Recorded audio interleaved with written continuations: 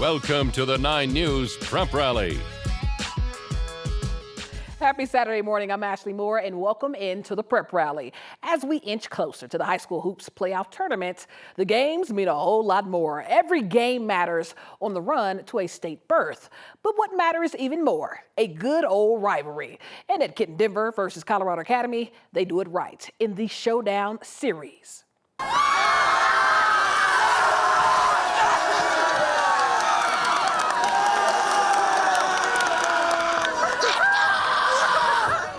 The number 2 ranked Kenton Denver Sun Devils taking on the Colorado Academy Mustangs in the highly anticipated Showdown Series. All 3 matchups in one night. First quarter, it's Colorado Academy on a fast break when Jackson Turner takes it to the chest and the hoop.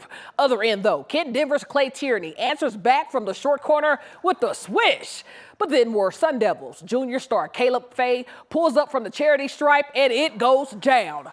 But to the Mustangs, watch Clyde Love work his way through defenders. Drives and off the high glass for the bucket. But Kenton Denver has some shooters. Sam Glenn from the corner and the tray ball is good. But how about another? Love with the nice handles and the pull up from deep.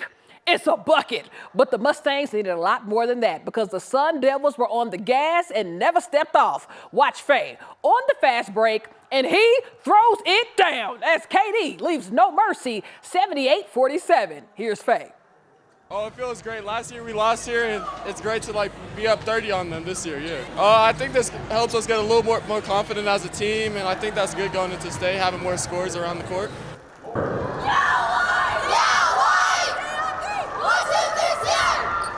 Over on the girls' side, same matchup, much closer game, at least in the beginning. KD ball first as Austin Duncan drives and puts up the nice bucket in the paint. Colorado Academy looking to answer back. Feed inside to Hannah Smith, but Kayla Miller says, get that out of here. And that leads to this. Carolyn Phillips from 3, and the tray ball is money, honey. But ladies and gentlemen, allow me to introduce you to Anna Johnson, between 2 with the scoop and score. But wait, there's more Johnson, this time from the sideline. And bada boom, bada bang. But we ain't done. Katie on the steal. Mustangs get it back. And guess who? Johnson off one leg beyond the arc. Viewers at home, welcome to the Anna Johnson Show. But blink and you miss it. This time from the logo. Goodness gracious. She had 21.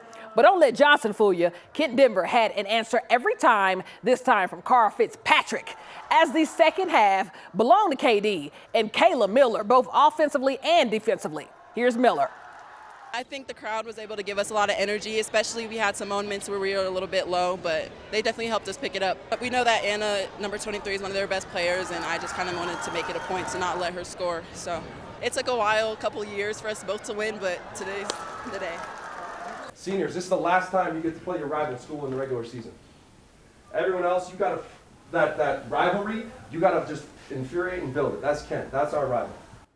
Listen, Coach Nelson understands the assignment. Same matchup, but this one's a top 10 matchup. Mustangs versus the Sun Devils at DU's Magnus Arena. First period, no score, Mustangs possession. Luca Mice behind the net pass to Juan Garcia, who scores the backhand goal. 1-0 Colorado Academy. Same period, Sun Devils turn. Ryan Oxenrider with a nice pass back to Bodie Tillman, and he scores. This one's knotted up at 1. Second period now, still tied. KD's pass goes off the foot of a defender, and Kai Stutt slaps it in. What a goal as KD takes the lead. And watch the student section erupt. But with a minute to go in the second, Bodie Tillman, with his second goal of the game, Kenton Denver takes the 3-1 lead.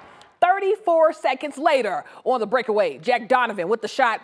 It's blocked, but here to clean it up for the score is as Kenton Denver completes the sweep, winning all 3 games this year in the Showdown Series. But to a few top plays. First up, Broomfield's Jack Wadlington with the insane behind-the-back assist. My goodness. And then at Riverdale Ridge, Chloe Parker grabs a rebound and watched a diving pass to Brianna Crittenton. That looked like it hurt. But 3 gets the 3, and Parker, girl, what an assist. And then the finale, Dakota Ridge's Ethan Berninger with the one-handed slam alley. Wait a minute. Berninger practically lives in the 9 News honor roll. Oh, but to the state championships. I told y'all it was coming. Next week is the big state wrestling tournament, and if you know of a story of a wrestler that needs to be told, email me now. But to state swimming, which was by far my favorite state championship last year.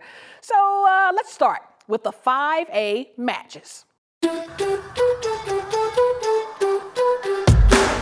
What a time to be alive at the 5A Swimming Championships. Everybody's so excited and so hype, and when you hear the stands cheering, it's so amazing to hear everybody screaming your name or screaming your team's name. And this year, as tradition every year, we were on record watch for Virginia commit Pine Creek's Madison Minteko.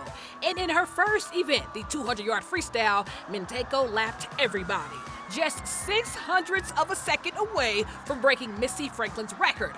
But the state title is all hers. I'm just super proud that I was so close, and being in the leagues with her is just amazing. So I think going a best time for me with and without the altitude conversion is perfectly fine, and also getting first is an amazing achievement.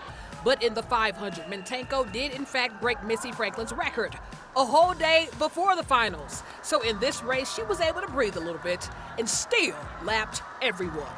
After last night, I was just super excited because that meant that half of it was over. I could chill out on that and just focus on today and focus on what I wanted to focus on, so I was super excited. And after winning her 8th straight state title, she leaves a legacy in Colorado swimming as one of the most dangerous women in the pool we have ever seen. But how about some dramatics? In the 100-yard butterfly, the race favorite Hazel Human had to play catch-up to Cherry Creek's Anna Loveridge, and that she did, hawking her down to win the state title. But back to record watch, the last race of the day, the 400 relay. Last season, this race determined who'd win the championship, and this year, the race would beat a 14-year-old record. Anna Loveridge, Jenna Fernstrom, Madison Williams, and freshman anchor Kate McKinnon broke the 2011 record set by Missy Franklin's Regis Jesuit relay team by almost an entire second. And look at the surprise on the freshman's face when she found out. Oh my God, the moment was just so incredible. Just feeling hitting that wall and realizing we got the record. It felt so amazing, and we didn't even know it going into it. We all were just we're just gonna swim our fastest, and we did, and it just feels so incredible. Kate McKinnon went 4 for 4 in state championships, helping Cherry Creek to state title number 5, and no one was even close. Honestly, I don't know who can beat us at this point. Not to be cocky, but CCOG, right? We'll have the 4A state title tomorrow. But reminder, we can't be everywhere, so if you're ever out at a game and see something you'd like featured on the Prep Rally, just send it over. That's all, folks. I'm Ashley Moore, and we'll see you next time right here on the 9 News Prep Rally.